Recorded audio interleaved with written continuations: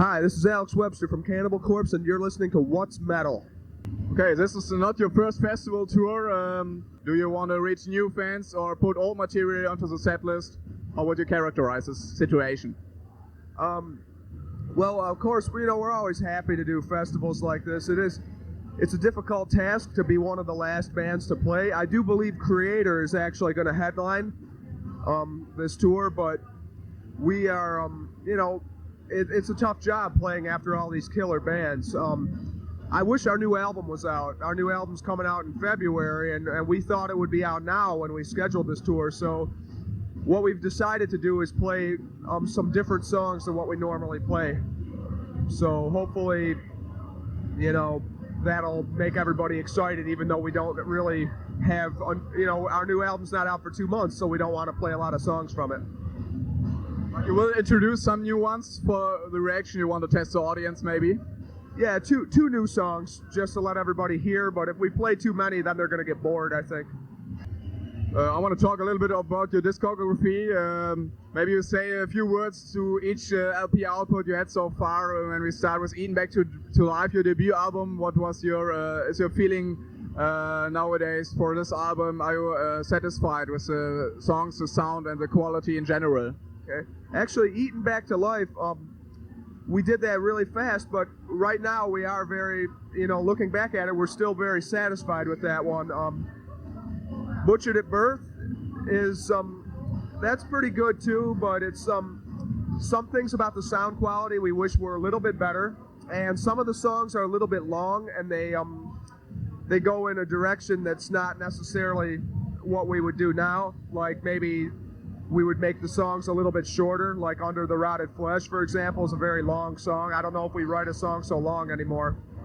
Tomb of the Mutilated, we like the songs, but I personally don't like the production so much. I'm happy because the bass is loud, but I wish I had a better bass sound on that album, a little bit more low, not so high end. Would you say Tomb of the Mutilated is your breakthrough album? Would you say that Tomb of the Mutilated is your breakthrough album, or? I think, yeah, probably. That was when we really started to, get noticed by a lot of people, and we were able to do headlining tours all the time after that album came out. We've only ever done maybe 4 or 5 tours that we weren't a headliner, so, and most of our success started coming after Tomb of the Mutilated. You remember the Full of Hate Festival in 1994? You played here in Osnabrück. Yeah, it's the first time I saw you on the festival situation. Yeah, we did several festivals back then. We did the ones in '93 were with Death and Carcass, and then that was really big, man. Yeah, that one, and then the next one was Morbid Angel, Us, and Unleashed, and now we're headlining festivals some of the time, so it's it's different. Anyway, The Bleeding, that's our favorite production for any of the albums with Chris Barnes, and I like the bass sound very much on that album. For Vile, in between you had this Hammer Smash Face EP. What function did you obtain with this release? Oh yeah, that's right. Well, we got Hammer Smash Face. The song is it's the same as on Tomb of the Mutilated, but the other 2 songs, the cover songs, Zero the Hero and Exorcist, those songs are songs that we recorded in Niagara Falls at Border City Music with Dennis Fura, and it was it's a small studio. We got raw production on that, so I mean it's good for what it is, but normally we wouldn't use a studio that small. Now we wouldn't do that. For Vile, that was an album with a lot of problems, because we kicked Chris out of the band halfway through recording it. So what I remember most about Vile is that we kicked Chris out then, and we had to start writing all of our own lyrics and everything. Throw a shadow onto the recording process of Vile?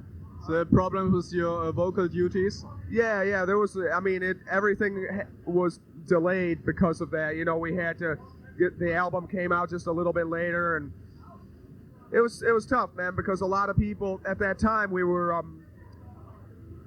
we knew we could make something just as good without him, but a lot of people thought that since we kicked him out, we were going to suck. And, I think we proved that we did just fine without him. But at the time, it was a little bit of a nervous time for us, maybe. You also had problems then with this censorship, what that was going on. There were a few concerts cancelled, especially in Bremen, where I drove.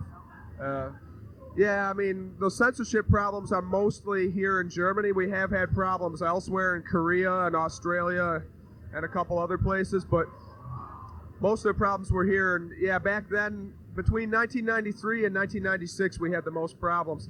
Now we've come to an arrangement where we just can't play any songs from the first 3 albums, but they leave us alone.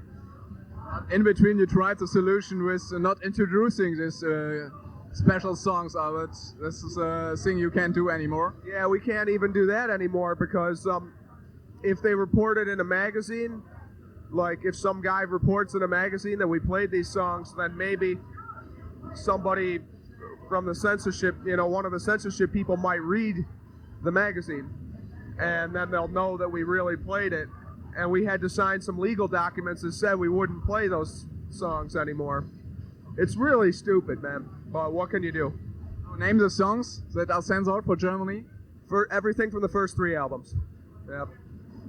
Have you ever thought to re-record the hits of these albums with different lyrics, maybe? I don't know if it would make any difference. I mean, I don't know what we could do to. We never gave that any consideration. I don't know any solution to this problem. I don't know.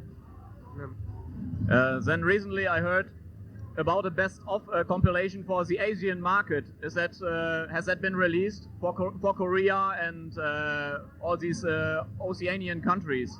A best-of CD with some spoken words from George at the beginning. Is that right? I don't know anything about that actually. No, I know we had a Korean greatest hits album. Deadly Tracks it was called, and that was for Korea, and it's like from the first 4 albums. And yeah, George says something at the beginning of it. Maybe that's what they're talking about. Yeah, that came out a couple years ago in Korea, like maybe 3 years ago in Korea. We reached the Gallery of Suicide output. Okay, Gallery was the first album that we did without Scott Burns. We did that one with Jim Morris, and I think we're very happy with the sound on that one, but there were certain things that we could have had go better. I'm very happy with the sound. For me personally, I was very happy with the sound Jim got us for the instrumental. And also on that album, we had tried some strange things like that long, slow instrumental, and we tried to do a couple of different things, a couple of slower songs, and some people liked it, some people didn't, whatever. But overall, we're happy with that album. Bloodthirst we did in Texas, not Morrisound. And Bloodthirst, we're very, very happy with that one. That's some album we did with Colin Richardson, and he did a really great job, and we're very happy with it. I can't say too much about it except that we're real happy about that one. We're very proud of that album. I think it's pretty good. Live Cannibalism, that's just a live album. That we weren't even around for the mixing of that album. We recorded it and then we mailed the tapes to Colin Richardson, and Colin Richardson did all the production while we were still on tour. So anyway, yeah, I like the live album too. It's okay. It's just a live album. Who made the decision which song comes on the Live Cannibalism LP? All of us did. I mean, I think in Germany they had to take away the old songs again. But in America, we decided we wanted to have at least 1 song from every old album. And usually 2. Like, we got 3 songs from Butchered at Birth on the live album in America. So, every night we like to play 2 songs from each album. Of course, we can't do that here. But we are going to play a lot of songs from The Bleeding Tonight, for example. So we want to make sure we always play old songs, too. There's a release planned called The Ultimate Cannibalism on DVD. Do you know anything about this? That's something that they're doing over here. I got to ask Michael Trenkert from our record label about that, because I actually don't know what their exact plans are for that. I think maybe they want to put all of our videos together on one DVD or something, like the Monolith of Death and the Live Cannibalism video, and also any of the video clips that we did, like the Devoured by Vermin, Staring Through the Eyes of the Dead, and Sentenced to Burn video clips. I think that's what they're going to do. Yes. Our show is called What's Metal? So what do you think is metal? Is it just the music or more lifestyle?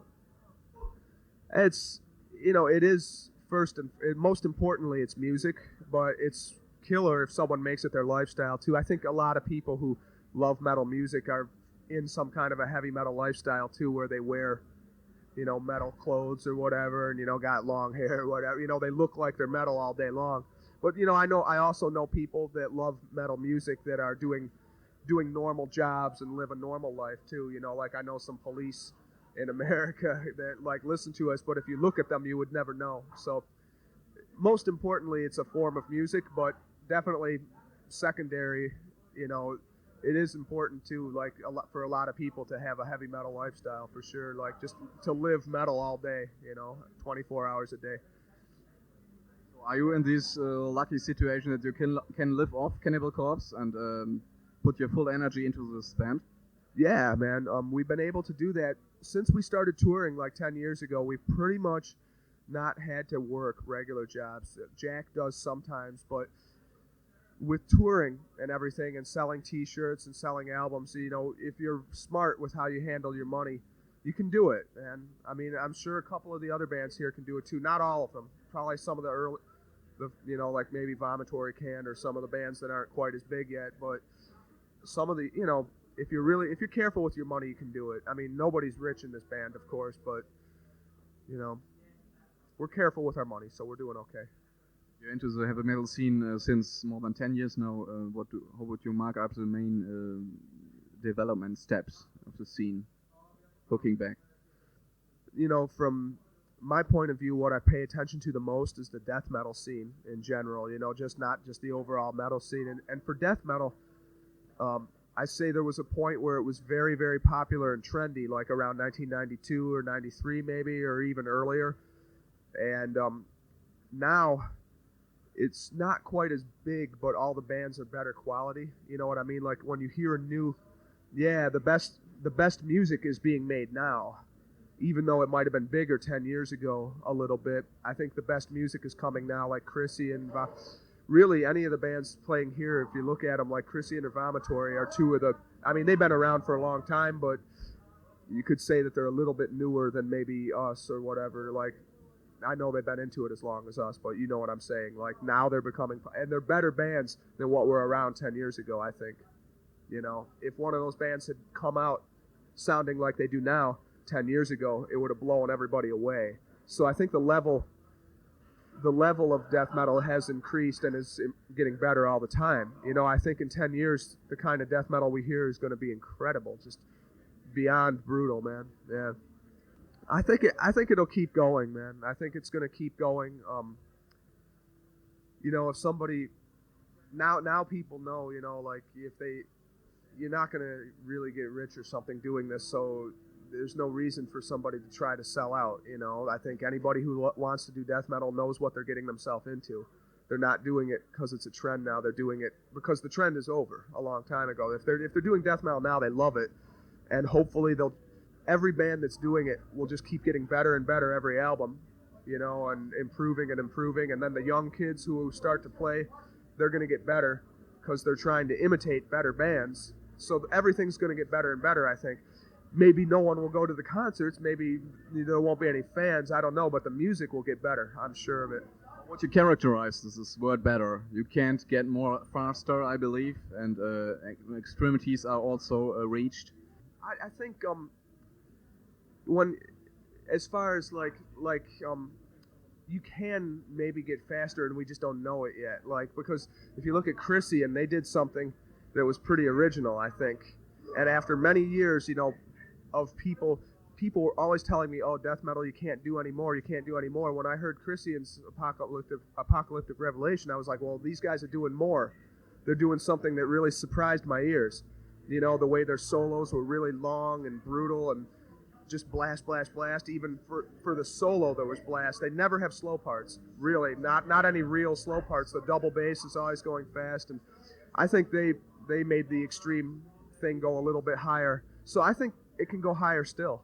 I really do. I think there'll be some band out there that's even faster than the bands that are around now, and also better songwriting.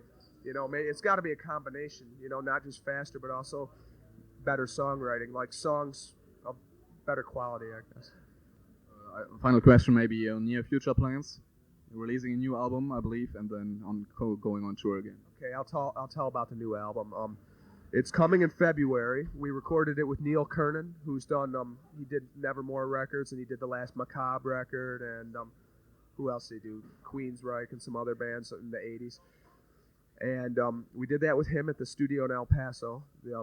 Village Productions, also called Sonic Ranch, and we recorded there this past summer. And the album's coming in February. It's called Gore Obsessed, and I think everybody who likes the other stuff we did will like it. I say this album musically, it's somewhere in between Gallery of Suicide and Bloodthirst. It's in the middle of those two albums, so that'll give you an idea what it sounds like. And we'll be playing 2 songs tonight. So hopefully everybody will like it as much as the other stuff, or hate it. You know, I think the people who hated us before will still hate it. They're not going to see an improvement. But the people who liked it should still like us. And after that, we'll be touring some more in America. We're going to tour South America, a few concerts. And then I would like to return to Europe maybe in September for the new album. So that's what we're doing. In which place do you tour mostly, or most likely? What's a better audience? Can you say this? God, it's hard to tell. I mean, there's so many. I asked you because America now got this new metal trend. They're only flipping on trends that fast. Then in Europe, they are more traditional. In Europe, I believe. Absolutely, there's a much better traditional metal audience in Europe. In America, though, it's cool because even the guys who like the Korn kind of music and shit like that, if they go to see a death metal concert because there's nothing to do in their city, then they like it anyway. So it's weird because over there you can play a show and see a bunch of guys who look like they like hardcore and have dreadlocks and shit like that, you know, slam dancing. Where here it's pure metal. You know, I mean, we like Europe. We like the pure metal, you know what I mean? But also America has a good audience too. And there is a strong underground of death metal, hardcore death metal fans in America.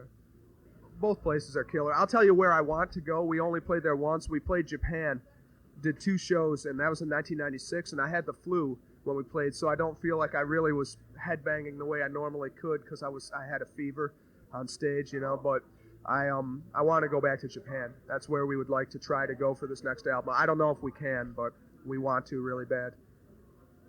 From the monetary point of view, where do you have the most sellings? I guess it's almost the same because like every tour we do, it seems like it's always the same amount of money that I end up making at the end. You know, a few $1,000s or whatever for each of us, you know, a couple thousand. So probably it's almost the same between the two countries, you know, between Europe and America. It's almost the same. Sometimes when you go to South America or something, you get a pretty good amount of money for only doing 1 or 2 shows. Like they might give the band, but then you only get to do 2 shows. It would make us really happy, not just for the money, but just because we like to play, to be able to do a real tour in South America. You know, but there's so many countries that have difficult borders to cross. You know, it's really a pain in the neck. So I don't know if we'll ever be able to do like a tour on a bus in South America. I don't know if it's ever going to happen. But that's, you know, either way, America or Europe are both pretty good for us for money. Your goals going to South America and Japan? Yeah, I mean, I want to play as many places as we can. We received an offer to play in Malaysia last year, and we never managed to get in touch with this guy again. We emailed back to him, and he didn't email back. And then, you know, Malaysia, I guess, is on the list of countries that's a little bit dangerous for Americans to go to right now because of the, you know, war and that. So I don't know if we can go play there. Now, I want to play everywhere. You know, anywhere we can go, anywhere where there's kids who like death metal, we want to go there.